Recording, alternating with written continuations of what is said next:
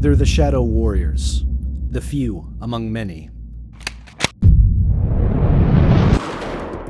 Soldiers chosen for the hardest jobs because they won't quit, can't quit, no matter what. They're willing to take on the most dangerous missions for little to no recognition, not for the money, not for the fame, but because their country requires them to. They're the Special Operations Forces, and we're about to show you what makes them NATO's elite.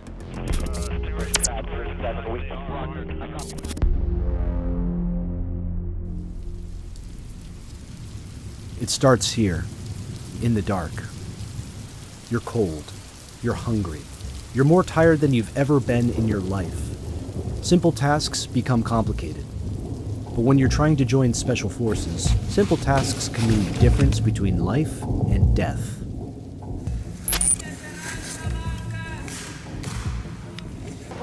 For NATO Special Operations Forces, or SOF, the selection process is designed to push candidates to the breaking point and beyond. Once they're broken, the candidate has to choose: quit or carry on. This is the moment that separates the ordinary soldier from the elite special operator. There are moments in the selection where physical strength diminishes. Everybody becomes the same because everybody's tired, everybody wants to sleep. When the breaking point happens, you would see the real personality.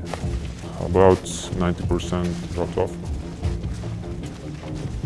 I maybe thought about quitting in the beginning. For me, it's a very interesting experience. I'm sleeping 1 hour per day and I'm still performing something. I'm still doing something.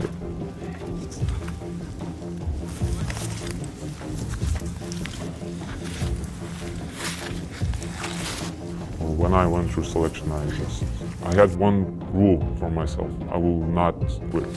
No matter what happens, I can break my leg, my neck, whatever. I'm not gonna say it's over. There's no other place to be for me than this place.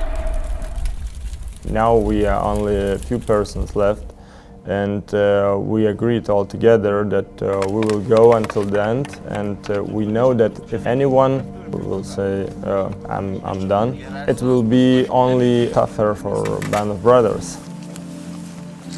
Now we're not alone. We are responsible for those guys as well, and we cannot leave them.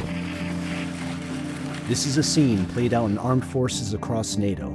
When put to the test, ordinary soldiers discover that something inside them will not quit, no matter what. And this relentless drive to accomplish the mission makes them special. Everything starts from the shoulder. You can train the soldiers, but you cannot train the character. It was my dream to be an SF. I didn't know because nobody knows what does it mean to be an SF. That was my motivation, just be a part of it. I never was going to quit. There was always times where I didn't know how I was going to get there. I always knew the end state. I personally believe that everyone is capable of doing what I've done. All you have to do is put yourself out there, true self-discovery. Those who fail return to the regular forces to serve out their commitments. Those who succeed, however, will join elite units that have been tested and proven by years of real-world operations. It seemed exciting. My team and I jokingly say that we're part of the Gentlemen's Adventure Club, and that's really what we do. In recent decades, NATO's Special Operations Forces have deployed alongside and learned from each other. As a result, many of the Alliance's elite units look similar and have similar missions. Unlike regular forces, Special Operations units are small, favoring speed and surprise over brute firepower. They prepare for missions considered too sensitive or risky for regular forces. Different units can have different specialties. The US Navy SEALs train for underwater operations and lightning raids launched from the sea. The Danish Jaeger Corps train for a variety of missions, among them full frontal assaults called direct action.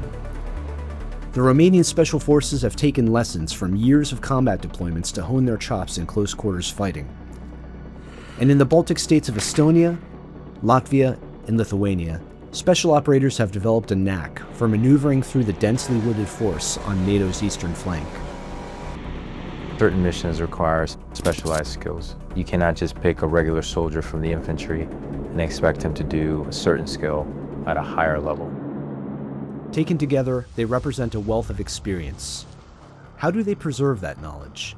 And how do they pass it on to the next generation?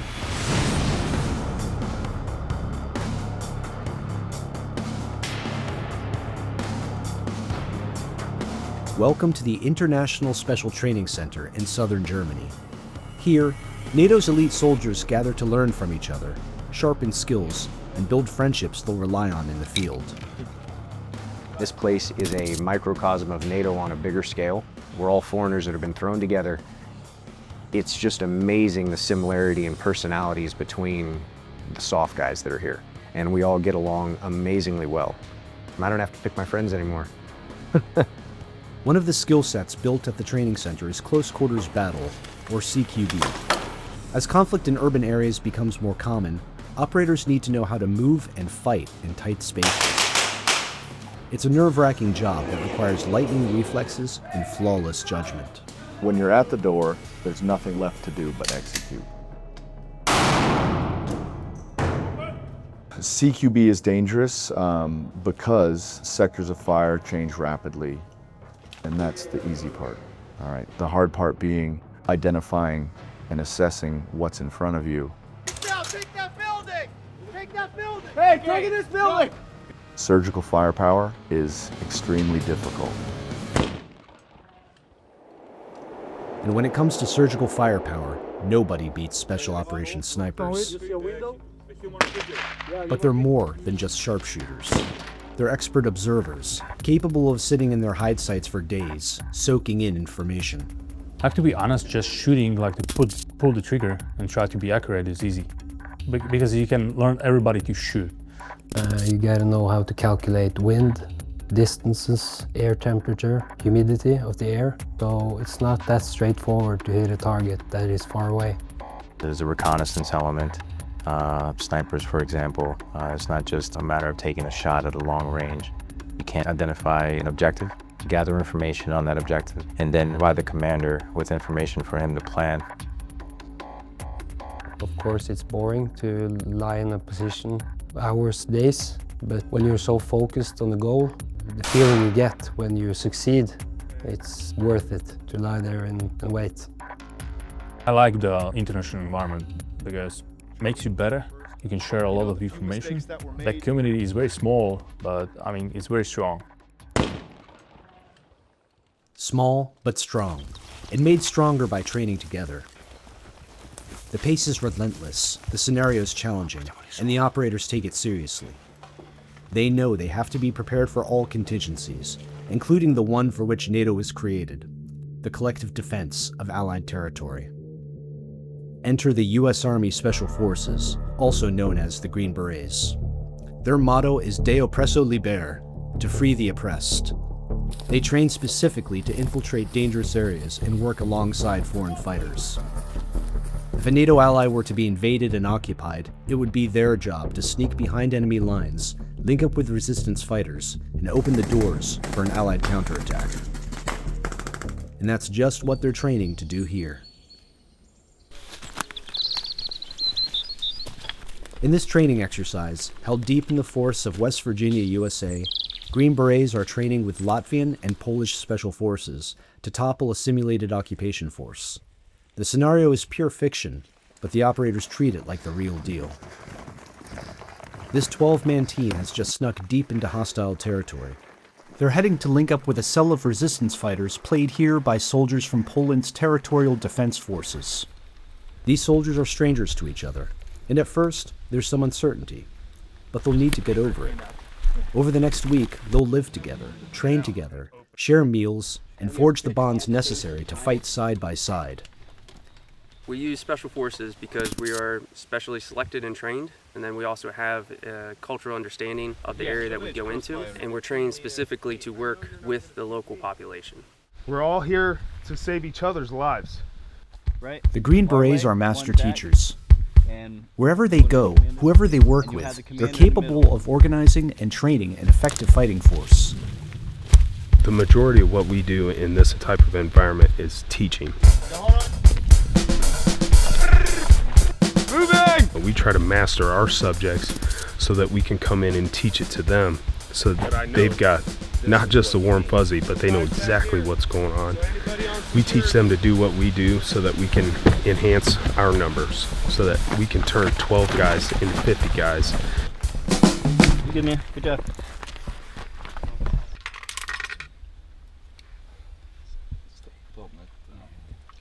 Good steer.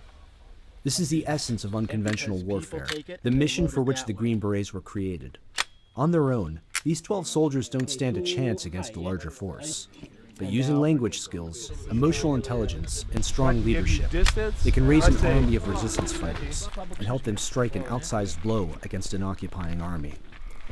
You could send in some guys with a lot of great equipment, looking really great, barrel-chested freedom fighters, but we're here to help them achieve their goals and resecure their homeland. I mean, it goes back to the Special Forces Regiment's motto, free the oppressed. After the Green Berets conclude the day's lesson, they bond with the Polish soldiers over food, fire, and stories.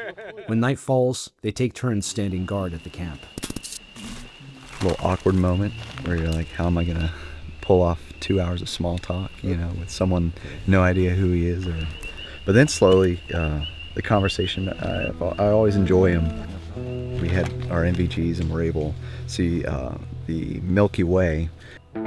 I could not say what the name is in Polish, but he explained it to me, and then I explained the name of our constellations, and just kind of starts opening up each other's backgrounds, family. It's pretty cool to see the similarities there.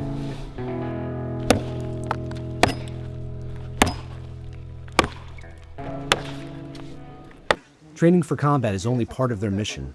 The resistance has to feed and equip itself. The soldiers send out patrols to recover supply caches hidden by their network. When you're this deep in hostile territory, building supply lines means getting creative. While this is just an exercise, they don't hesitate to get their hands dirty.